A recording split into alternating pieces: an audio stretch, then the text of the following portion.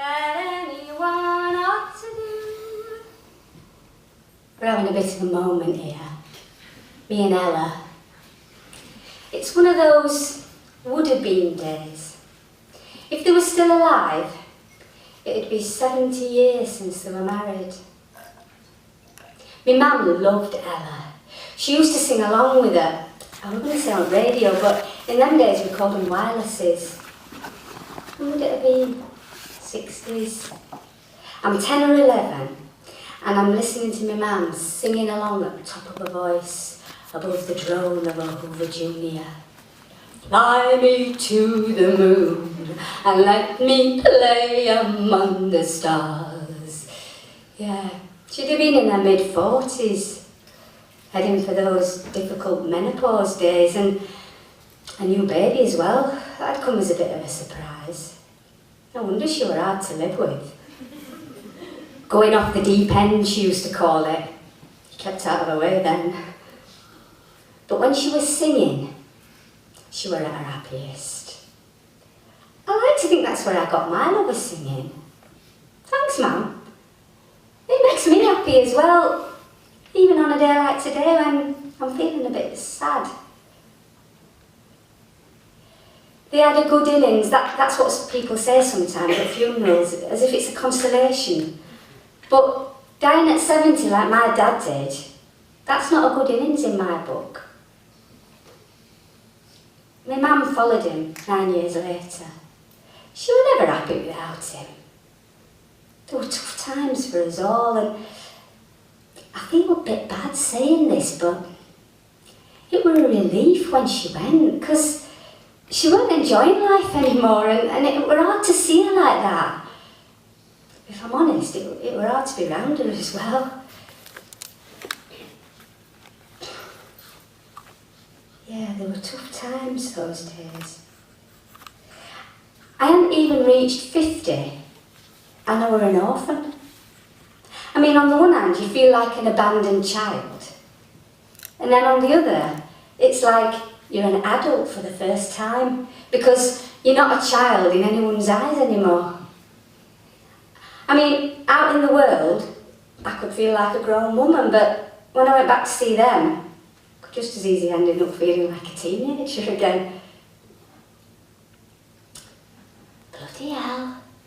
Now I come to think of it, the only time my mum ever raised her hand to me was when I were in my 30s. I had a child of my own. I've pushed that one far back in my mind. I've got you under my skin. I've got skin. That's what it all boiled down to that day. I discovered black feminism. I saw everything through that lens.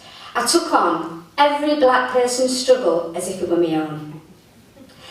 I seemed to be permanently angry about so many things, and woe betide anyone who weren't as militant as me. And they weren't. Did I actually call them racist?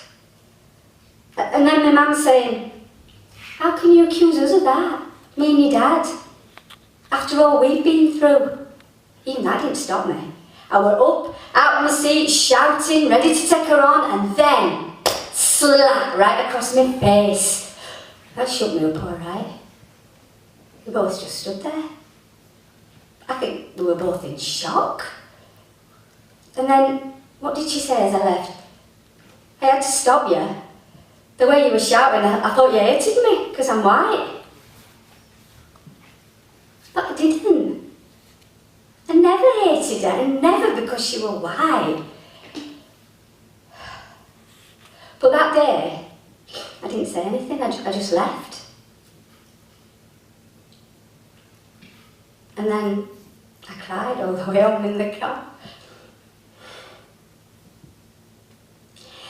It took me a week to write the letter back to them, and, well, it was like we all had to retreat into our own corners. I knew there'd be a way back. There always was, because that's how it was. In our family, whatever happened between us, we never lost sight of the love. In their reply to me, they said they were proud of the things I do to make the world a better place. Protesting against deportations, campaigning against unfair immigration laws and all that. I beat myself up about that argument, especially just after my mum died. Those days when I'd troll through old photo albums and miss them all the more for the things I'd never asked and never said. I mean, what must it have been like for them, getting together?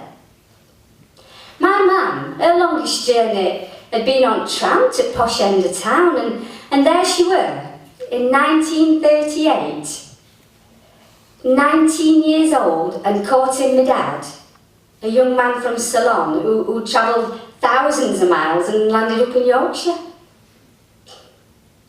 He were a looker. Make no wonder all them girls in church drama club had their eye on him. But it was my man who turned his head, with her good looks, her singing, and her wicked laugh.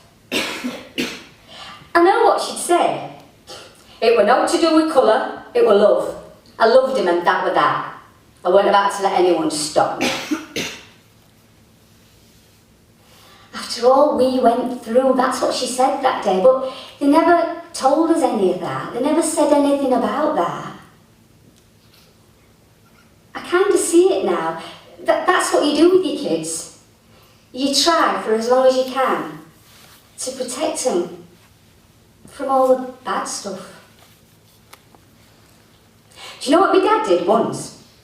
Me and my sister wanted to queue all night outside Odeon for tickets to a Beatles concert. I was 13, so she'd have been going on 15. And my mum and dad, they were adamant. They weren't happy about us being out in Leeds city centre after pub closing time. We begged and pleaded. We thought they were being overprotective again. But now I come to think of it, they'd have been just as much worried about drunken racists as anything else. But they never said that. Do you know what my dad did? He woke us up at 3 o'clock, drove us down there, 3 o'clock in the morning, drove us down there, set us up in queue with a blanket, sandwiches, a flask of tea, and then he sat in his car over the road all night until it were light to keep an eye on us. I only have to look through all them old photo albums to see it. Time and time again, us kids, right at the centre, right at the heart of it. You were right, Mum. What mattered was the love. You both showed us what love looks like and how to trust it. That's priceless. You tried as hard as you could, for as long as you could, to shelter us from hate.